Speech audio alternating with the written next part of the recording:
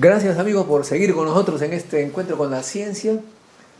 Pues estamos con Juan Carlos Rojas conversando sobre la espintrónica.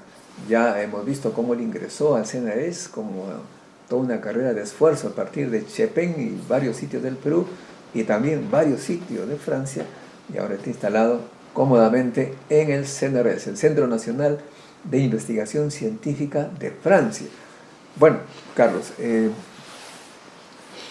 ¿cómo tú podrías definir la espintrónica para que la gente tenga una idea? Porque no creo que sea tan fácil.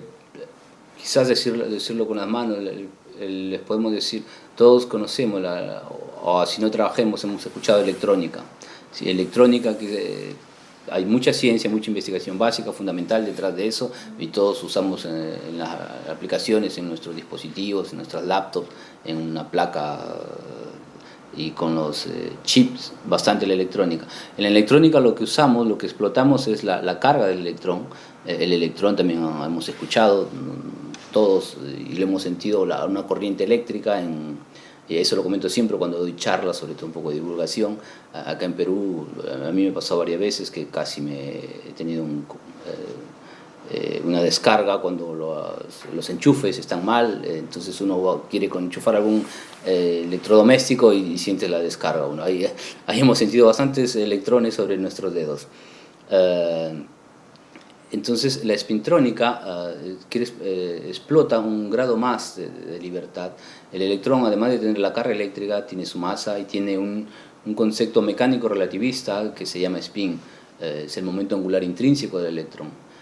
Digamos, clásicamente que el electrón está girando sobre sí mismo, o bien para arriba o bien para abajo. Claro, eso es digamos, un artificio para explicarlo de una manera clásica. Podemos imaginar la Tierra rotando alrededor de su propio eje, ¿no? Pero eso es para explicar, para tratar de explicarlo así, es un artificio, es un truco para explicarlo. Entonces, si la Tierra gira en un sentido, va a tener un estado de spin, o si la Tierra gira sobre su propio eje en el otro sentido, va a tener otro estado de spin. Entonces, el electrón tiene dos estados de spin. Up o down, o mayoritario o minoritario, que le llamamos. Y basados en eso, con toda la teoría, se necesita bastante teoría detrás de eso, en el año 88 experimentalmente mostraron en una tricapa de una película de hierro, cromo-hierro, cromo no es magnético, y otra película delgada de hierro, una variación de resistencia con el campo magnético. Resistencia eléctrica, quiero decir, ¿no? Entonces imagínense ustedes, tienen un dispositivo, una muestra, y miden un valor de resistencia, y luego aplican un campo magnético. Sobre el material, un campo magnético. Sí, aplican un campo magnético, vuelven a medir, y esa resistencia eléctrica cambió, tratar de decirlo así con los dedos. Esa resistencia eléctrica cambió, está toda la explicación, por supuesto, es porque el campo magnético alineó estas películas magnéticas. Imagínense ahora que todos los electrones de esas películas magnéticas se alinean en un sentido, y todos lo representamos por una flecha que la llamamos magnetización. Entonces cada capa o película magnética va a tener sus flechas orientadas en un sentido. Si son paralelas, imaginemos, a ver si apunto hacia Modesto, si las dos películas son paralelas, va a tener un valor de resistencia. Ahora, si con el campo magnético externo podemos girar girar la magnetización de una de las películas magnéticas, en esta configuración decimos que la magnetización de cada capa está alineada antiparalelo. Entonces tenemos estado paralelo, estado antiparalelo. Teóricamente se había predicho, y experimentalmente fue en el 88 que se midió que la resistencia eléctrica de esta muestra cambia según el alineamiento de estas capas magnéticas. Entonces imagínense ustedes, tienen un estado de resistencia alto cuando son antiparalelos, y bajo cuando son paralelos.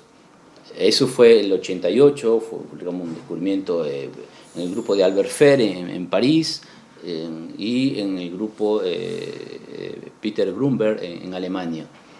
Y realmente revolucionó mucho. Después en IBM, otros investigadores, como por ejemplo Stuart Parkin, lo hicieron en multicapas por unas técnicas más populares en la industria, hicieron patentes, y fue un descubrimiento que rápidamente es un caso, creo que hasta ahora el caso que más rápido se llevó a las aplicaciones, ¿sí?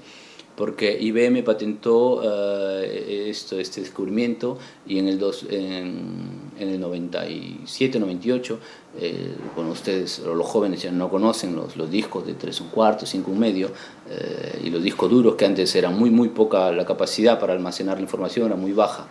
Gracias a este descubrimiento se pudo aumentar mucho, pero no en el disco duro, sino este descubrimiento se llama, por cierto, magnetorresistencia gigante, porque la variación de resistencia eléctrica era mucho más alta, orden de magnitud más alta con lo que se usaba en ese tiempo en la industria, que era la magnetorresistencia anisotrópica, ¿no? O sea, la magnetorresistencia se conoce desde hace más de 100 años, ¿no?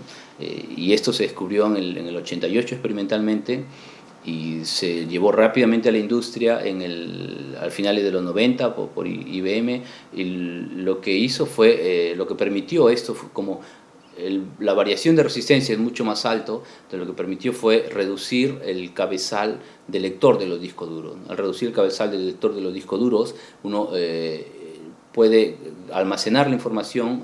Los dominios son dominios magnéticos, que son los unos y ceros, para hablar en términos de lenguaje binario, que es donde se almacena la información. Se pudo reducir la región física donde se almacenaba la información, estos unos y ceros, porque ahora se tenía un mejor detector, ¿no? Antes tenía que ser grande porque el detector, la magnetorresistencia que se usaba antes, que se llamaba anisotrópica, era menos del 1%. Con la magnetorresistencia gigante se llegaba a 10, 20%. Entonces realmente revolucionó muchísimo esto. Pero ese es el ejemplo típico. Después hay otros que ahora los puedo mencionar. Y esto permitió entonces, el 2007, ganaron el premio Nobel Albert Fehr y Peter Grunberg en física por el descubrimiento de la magnetorresistencia gigante. Ciertamente, acá cuando conocimos eso, pues nos dio bastante alegría, porque como tú sabes, yo estudié en la Universidad de París-Sud, donde él sigue, me parece, Albert Fehr. Profesor, ahora es emérito. Emérito, ¿no? Claro, pero es bastante activo. 80. 80. Pero es bastante activo. Yo no pienso que a los 80 llegue con toda la energía y digamos, sí, curiosamente, pues esta universidad es bastante interesante, porque de allí también me acuerdo que yo hice una práctica de laboratorio después de los estudios de cursos, en un laboratorio, me parecía un laboratorio pequeño ahí. Era una cámara de multifilamentos para detectar radiación.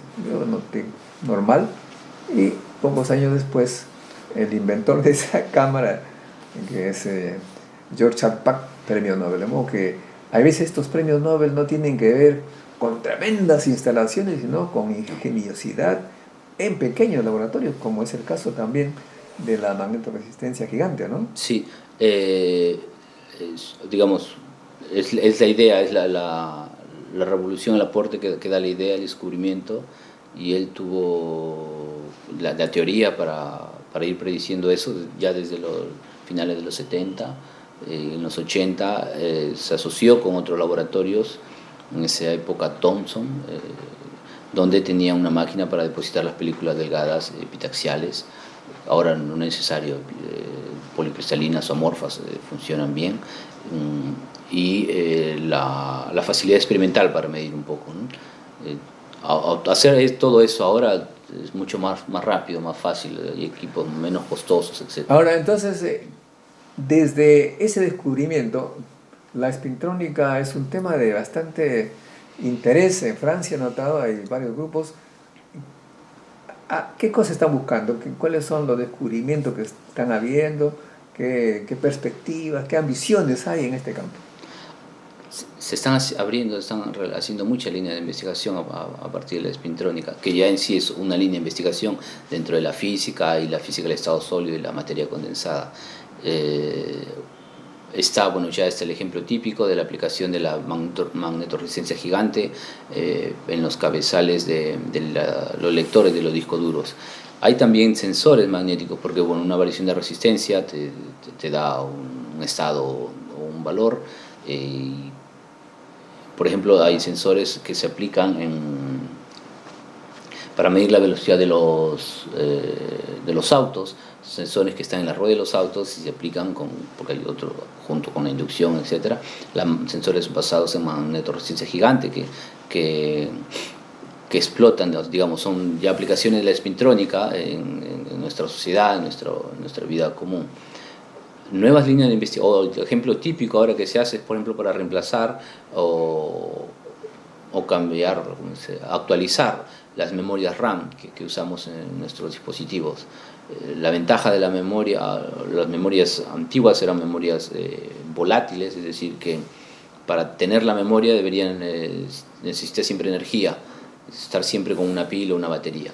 En cambio, las memorias magnéticas, las MRAM, son no volátiles porque describe la información y no necesitas energía para almacenarla, para tenerla.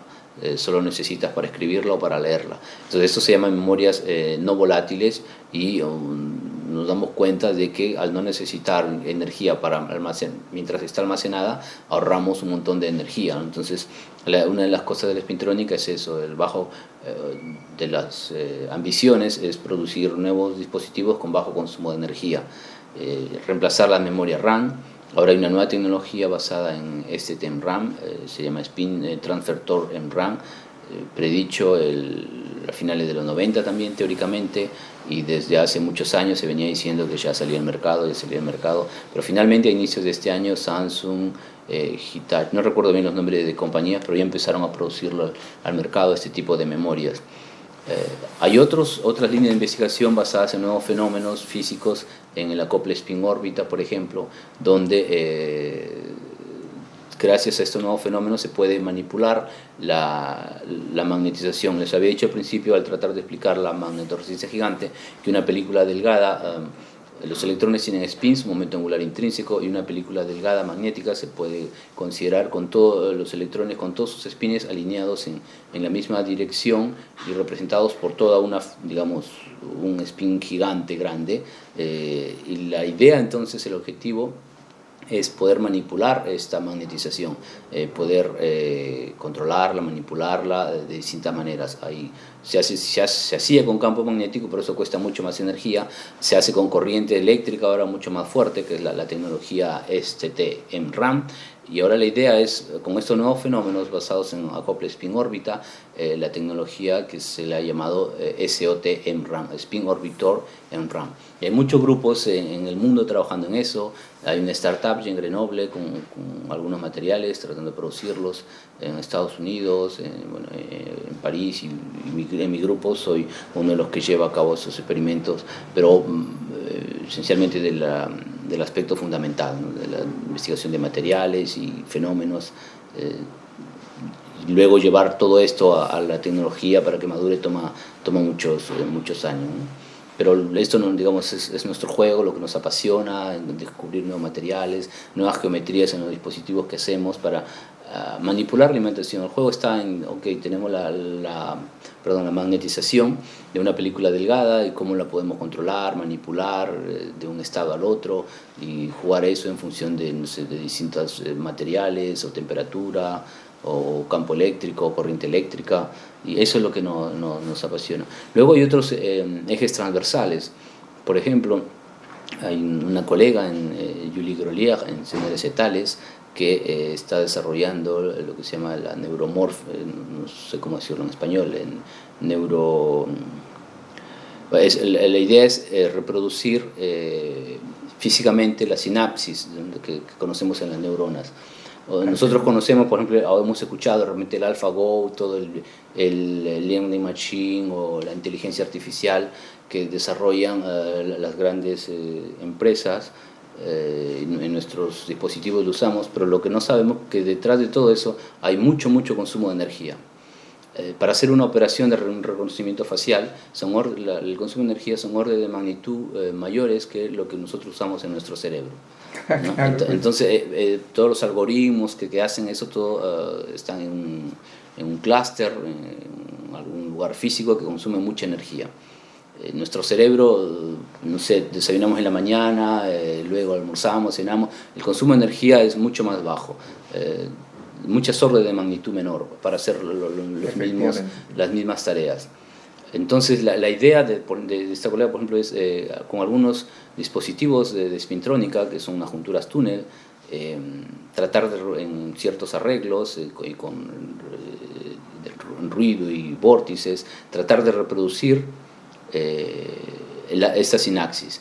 Y está demostrando que el consumo de energía es menor, no menor que el del cerebro, pero es menor del que se usa actualmente con todos los algoritmos, con todo el software, ¿no? Entonces ella lo que está haciendo ahora es desde la parte de hardware. De modo que la gente a veces no es consciente, la mayoría, de que estas investigaciones de laboratorio, que parecen un poquito esotéricos, van directamente a los aparatos modernos y facilitan la vida, disminuyen el consumo de energía, que dan riqueza a los países, a los inventores, etc. Esto acá en Perú, como tú sabes muy bien, no se tiene conciencia. ¿Y en Francia hay cierta conciencia en ese campo? Sí, en la parte de espintrónica sí, hay en varios años fue una de las prioridades. Están las agencias que financian los proyectos de investigación y esas agencias hacen sus líneas de prioridades, ¿no? Como ahora en Perú, que también hay con el Fondesit, he visto. Y la espintrónica es uno de los temas dentro de nuestra sección prioritarias. Así que ahí hay bastantes proyectos cada año financiados alrededor de espintrónica. Ahora, digamos, con los años se puede cambiar, de repente con nuevas investigaciones, nuevas líneas para desarrollar proyectos, pero la espintrónica se mantiene y además producimos, es decir, estamos descubriendo cosas, los colegas descubren cosas, nuevos materiales, nuevos ejes o líneas de investigación transversales, y es muy enriquecedor. Hay siempre un feedback y formamos recursos humanos, tenemos postdoc, estudiantes, etc. Pero para tener eso hay que pelearle, hay que tener un proyecto financiado, ¿no? Perfectamente. Muchas gracias, Juan Carlos. Esta es una segunda parte. Luego vamos a tocar otro tema más breve o más largo, no sé, que es esta política que tiene el CONCITEC para atraer talentos. ¿Qué te parece? A ver, vamos a pensar sobre ello, ¿sí? Regresamos, amigos.